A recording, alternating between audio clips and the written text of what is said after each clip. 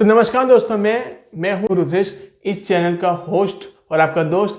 नमस्कार दोस्तों, मेरे YouTube चैनल पॉप एट जियो टेक्नोलॉजीज में आपका दिल से स्वागत करता हूं मैं। तो दोस्तों 5G आ रहा है, मगर कुछ लोगों को लगता है कि 5G ह्यूमन के लिए डेंजर हो सकता है और भी लिविंग स्पीसीज के लिए ये डेंजर हो सकता है, स्पेसिफिकली फॉर बर्ड्स। तो दोस्तों अक्षय कुमार और रजनीकांत सर की रोबोट 2.0 आई थी, जिसमें कॉन्सेप्ट था पक्षी राजन एक रिसर्च करता है कि मोबाइल फोन्स की रेडिएशन की वजह से पक्षियों की फर्टिलिटी रेट कम हो रही है, पक्षी मर रहे हैं। तो ये बात सच है या नहीं, तो इस वीडियो में हम बात करने वाले हैं।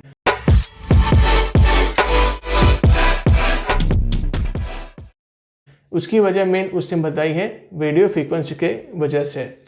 तो दोस्तों सबसे पहले मैं बात करूं कि ये सच में ये सच बात है या नहीं।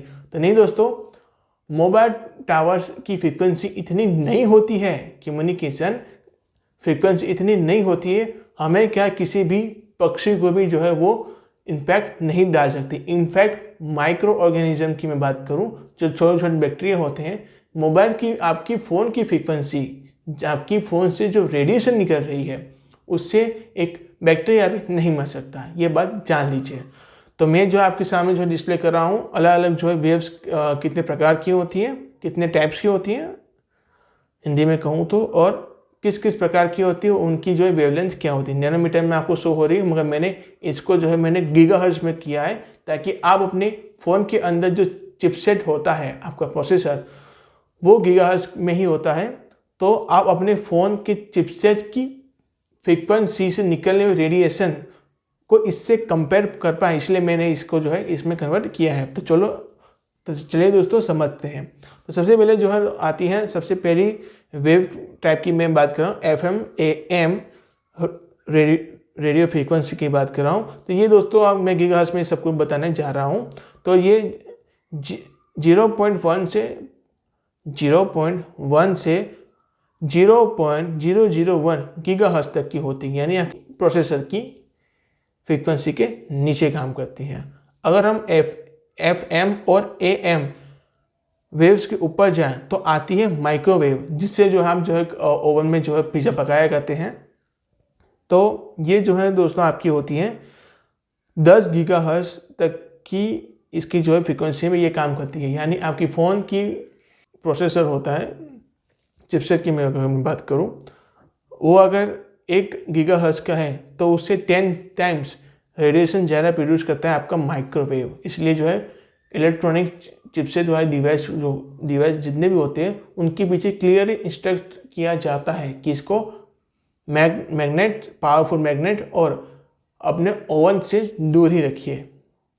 और उसके ऊपर आता है IR क्या होता है, हम अपने रिमोट में और इन सब में यूज़ करते हैं, AC के रिमोट और TV के रिमोट, उसमें IR होता है।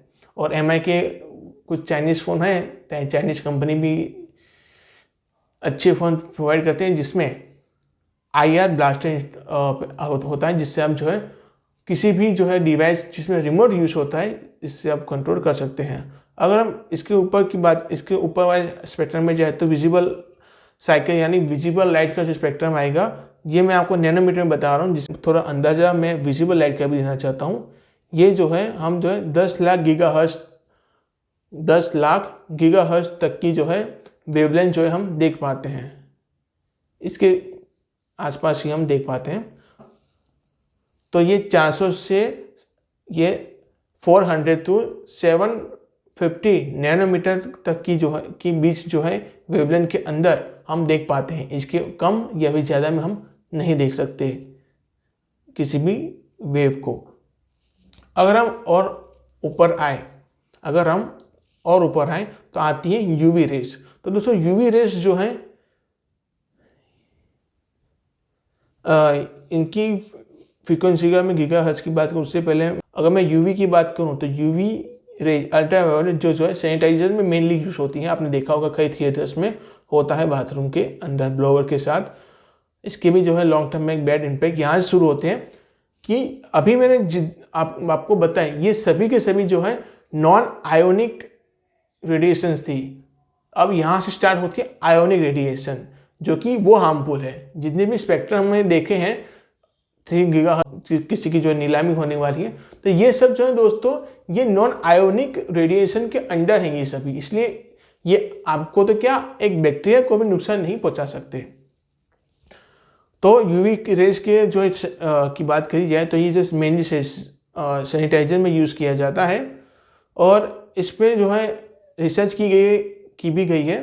अगर आप इसके अंडर में बोर रहते हैं तो आपको ज़्यादा से ज़्यादा आपकी स्किन टैन होगी यानी काली होगी और आपको स्किन कैंसर होने के चांस हैं अगर आप बहुत लंबे समय तक बहुत लंबे समय तक रहें। इसकी बात मैं कर रहा हूँ। और अगर हम जो इसके ऊपर जाते हैं एक्सरे जो जिसकी फ्रीक्वेंसी मैं आपको बता रहा हूँ ये 1 अरब गीगाहर्ट्ज़ की फ्रीक्वेंसी होती है। 1 अरब की बात कर रहा हूँ। ये एक्सरे होता है, ये तो हम सभी जानते हैं कि ये जो है अब ये जो है नॉन आयोनिक में तो नहीं कह सकते, ये आयोनिक रेडिएशन है। ये इस आयोनिक रेडिएशन से अब मैं आपको बता रहा हूँ नुकसान ज़्यादा होने के चांस बढ़ जाते हैं। यूवी तो फिर भी स्किन के ऊपर रह के कैंसर दे देता है, ये एक्सरे किसी भी बॉडी पार्ट को जो है कैंसर दे सकता है। इसकी फ्रीक्वेंसी में बताऊं तो ये 1 अरब है, मैंने पहले भी बता चुका हूं।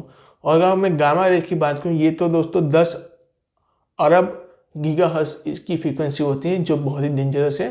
तो आशा करता हूं दोस्तों ये वीडियो आपको पता लग गई होगी कि 1 लाख गीगाहर्ट्ज़ के नीचे जितने भी हैं ये सभी के सभी जो है